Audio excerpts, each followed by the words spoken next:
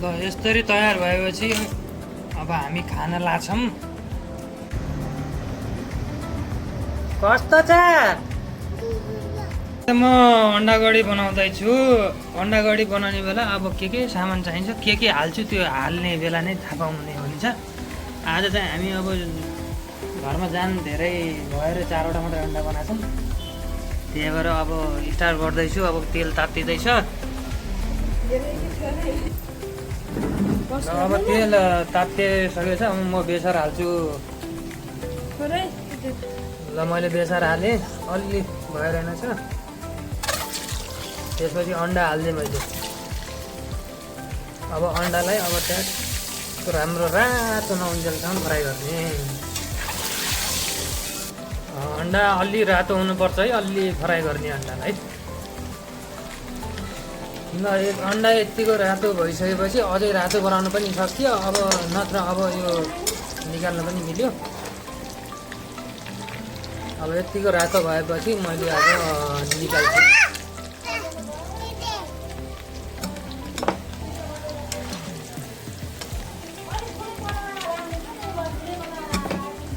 अन्डा तयार भइसकेपछि मैले अब यही तेलमा प्याज हालेँ।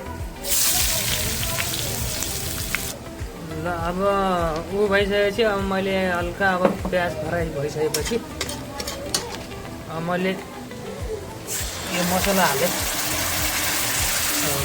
यो भन्न नमिल्ने मसला भन्छन् कोही कोहीले, त्यो भन्न नमिल्ने र जिरा लसुन त्यही पिसेको त्यही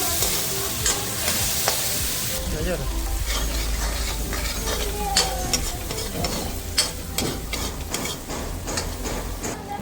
मसला यति फ्राई भइसकेपछि टमाटर हाल्ने हो। हामीले चाहिँ टमाटर पिसेकै छौँ, त्यही भएर पिसेको टमाटर हाल्ने। त्यसपछि हल्का नुन हाल्ने।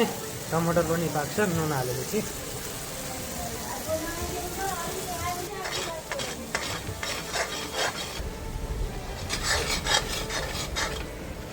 अब त्यसपछि हामीले अब पानी हाल्छौँ यसमा। अब आफूलाई कति चाहिन्छ पानी, यति पानीले पुगिहाल्लाई। यति पानी हाल्यो। अब पानी उम्लिएपछि मात्रै हाल्ने है अन्डा।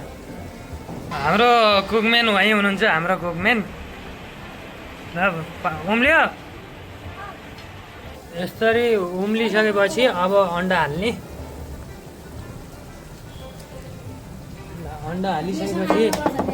अन्डा हालिसकेपछि अब एकछिन फेरि 5 मिनट उमाल्ने।